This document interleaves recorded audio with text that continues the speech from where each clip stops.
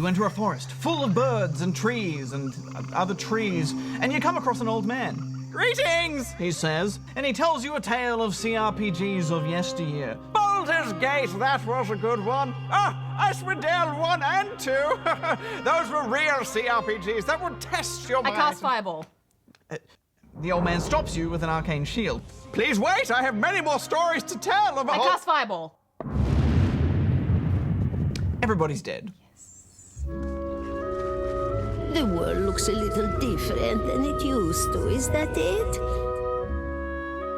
Feels like you're noticing things for the first time that have always been there. Lava will be unseek. Kill them all. A watcher sees, though, knows what to look for. No prisoner!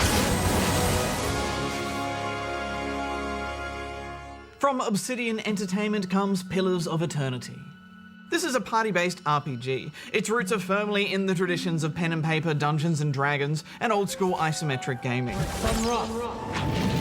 It tells a story with beautiful backdrops, Well met, friend. affecting voice acting and sound design.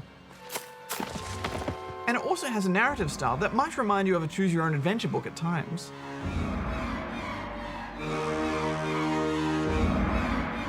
Pillars is also full of deep, hardcore RPG mechanics that will not go easy on the inexperienced adventurer. Just a little blood.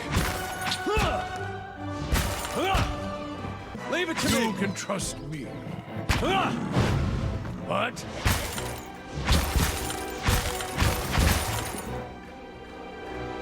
Yes, this game is serious RPG business, and it might just capture your imagination.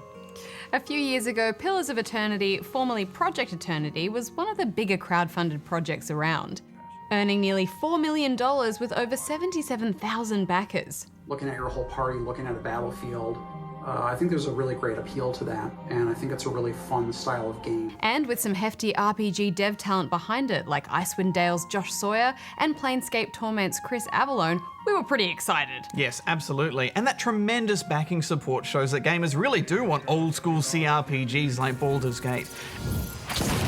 And there's an interesting philosophy behind the design of Pillars, which we'll get to in a moment. But first... 5 wagons grope blindly for the path on a starless night. The game begins as you and a group of others wishing to make a fresh start travel to a new land. Everybody stays close to the wagons, got it? As you're out collecting supplies, your party is suddenly attacked, and you escape to some old ruins. It's here that you discover a strange ritual in progress. Oathbinder, bear witness, and see this man has kept his word true to his last breath. And you get the vibe that things aren't going to go well for anyone. Why can't priests and monks just leave old creepy ruins alone, Hex? I know.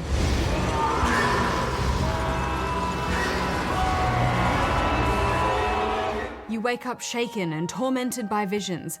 From this point on, you are a watcher. You have the ability to see into someone's soul and learn who they truly are. I instantly noticed the music, Barjo. Oh, it's just so good. Brought a whole wagon full of goods to sell, but not enough shirts for the road. Say, is there anything you need? I've got some basic traveling supplies for sale if you'd like to take a look. It just creates such a fantastic atmosphere. I was safe because I fought, but then this rumor starts that my brother, that he was on the wrong side. You feel like you're playing out some epic fantasy adventure right from the get-go, and you've got the time to take it in as you read through a lot of really well-written prose. Have you come here for me, dear? Or have you gotten lost? Ah, it is both, I think. Yes? Pillars is a game where reading through everything is imperative to the experience, but it's also enjoyable and absolutely worth doing. Agreed. The story plays around with a person's soul and how their soul is connected to their power.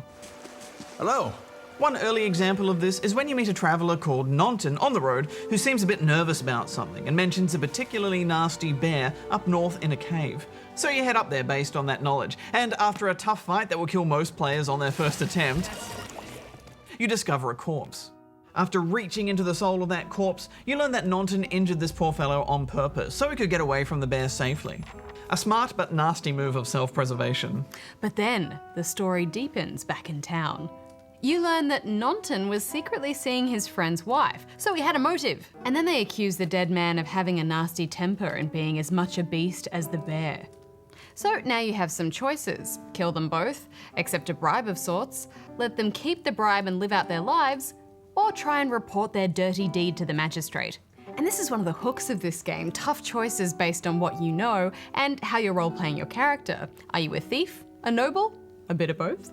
I like to roleplay. Jerk. But of course.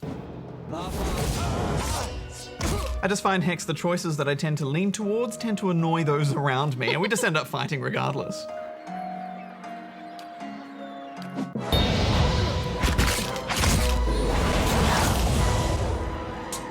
And once again, you really do have to read everything and talk to everyone you meet because you pick up side quests all over the place. Yeah, but it's never a chore either because Pillars is so thoughtfully crafted. I especially loved all of the character directions and descriptions in the text. I meant no offense. Simple things such as the woman crosses her arms will help you to understand the context of each interaction better. We don't need your coin. Yeah, it just gives you a better picture of who they are and hints at what's really going on. Yeah, and it's just telling the story without expensive cutscenes, but pairing things back to those descriptive storytelling roots that we love about D&D. And it's so D&D, isn't it? I know you've played plenty of Dungeons & Dragons before, Hex, but I've only been experiencing it for the first time recently, and even those brief interactions with pen and paper gaming have made me feel right at home in Pillars, with narrative style and overall mechanics as well. Yeah, and I guess that was inevitable coming from these devs who've worked on so many of those old D&D video games. Many of the spells are pretty much renamed D&D spells. But they've also invented their own system and rules here, and there's a lot of mechanics at play. 11 classes, 6 races, a whole variety of weapons and gear to play with that are chock full of stats to crunch. Even on the easiest difficulty, this is a game for those who like sorting through those stats and building and redesigning classes. Yeah, there's a lot of stats going on, and I love that combat log, Hex. Oh, just let those stats crunch over me. Oh, yes. Oh, look at those hits. Oh, critical. What's going on there? Oh, all the detail. My eyes are peeled. I loved the look of the godlike races, Hex. Such a creepy face, but they can't wear hats, and I'm sorry, but that was a deal breaker. The game does have some fabulous hats. Let us end this! One of the most interesting things about this game is that they've gone for a new approach to class design. These developers have recognized that to build a great class in most RPGs, you often have to plan many levels in advance, know where your class can end up, and try and min-max every role to truly be effective. So instead, they've reshaped how traditional stats work. Yeah, and this is really interesting to get into. You can have your classic rogue, warrior, priest, mage builds, of course, but damage dealt is all based around one particular stat. Might, even for spellcasters. Intellect is all about durations and area of effect.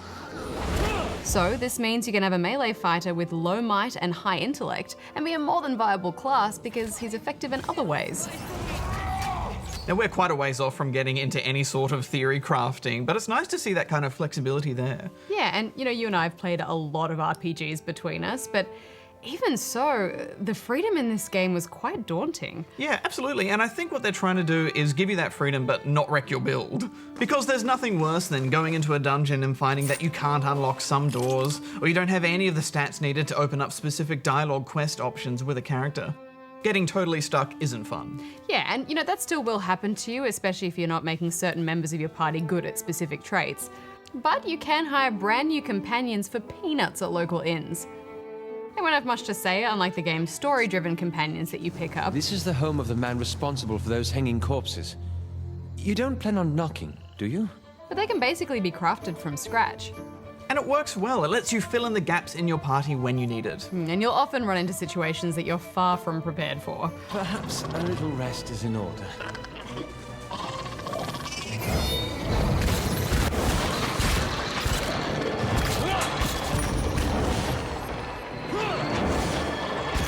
Yeah, at first I thought I was doing something wrong because I was dying so much, but it's just the way these dungeons troll. Not to alarm you, but I'm slowly dying. Damn it, poison. Massive spikes in enemy difficulty to give you a shock, and to try and make you come back later when you're a higher level. Leave it to me! Bring them down! Curse your eyes! And more importantly, better at the game. It's brutal at times. Mage and priest spellbooks can be huge as well. On your word. And once again, like D&D, you don't have unlimited spells and ability uses in a fight. Some can only be used per encounter, and some per rest, which requires you to make camp with finite supplies, or go to your stronghold to rest up. Having to judge when to use your supplies to rest is fantastic strategy, and it's something that games in this genre usually struggle with, when to refresh those abilities. Yeah, but it's such a fun and often messy way to approach a fight, isn't it? I mean, you're always trying to figure out how many spells or abilities you should use in a particular encounter. Because you don't want to lose the fight, and you certainly don't want a character to die. You have to save up as many spells as possible for the tougher enemies in the dungeon, who usually have a lot of buddies. Brave thou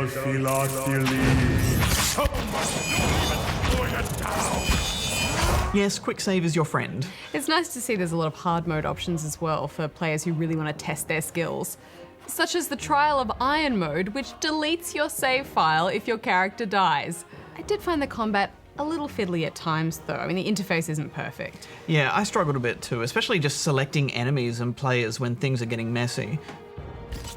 Quite often, I'll be trying to assign a spell to a particular character and then I'll misclick and just have to do it all over again. Ready, Watcher. I just wish the whole interface was a bit more polished, a bit more information on screen about what's actually happening. Yeah, all of the casting bars and visual indicators are quite small, so trying to figure out who's who and who they're targeting, it can be a little tricky. Yeah, and part of that is because of the isometric view of the game, which is also a bit of a problem when there are trees in the way. Well? But if you can push through that and some of the average pathfinding during fights, there is some rich combat to enjoy. This is a pause and fight game. You'll pause constantly to reassess what's going on. There are excellent auto pause options, and it's worth putting on auto slow combat too, which slows down fights so that you can keep an eye on everything. It has all those speed up and slow down options that we wish all those older games had. Yes, and seconds matter in these fights.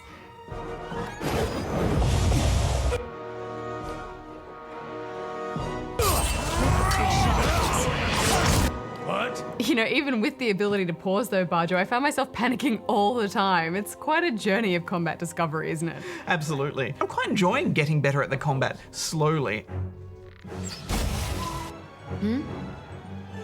Yeah.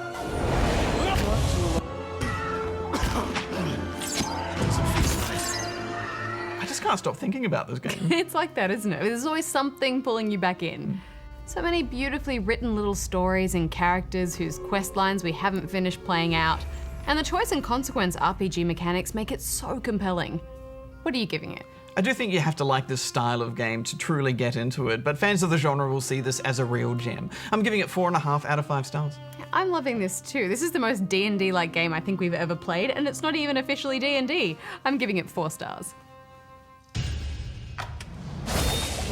As you wish.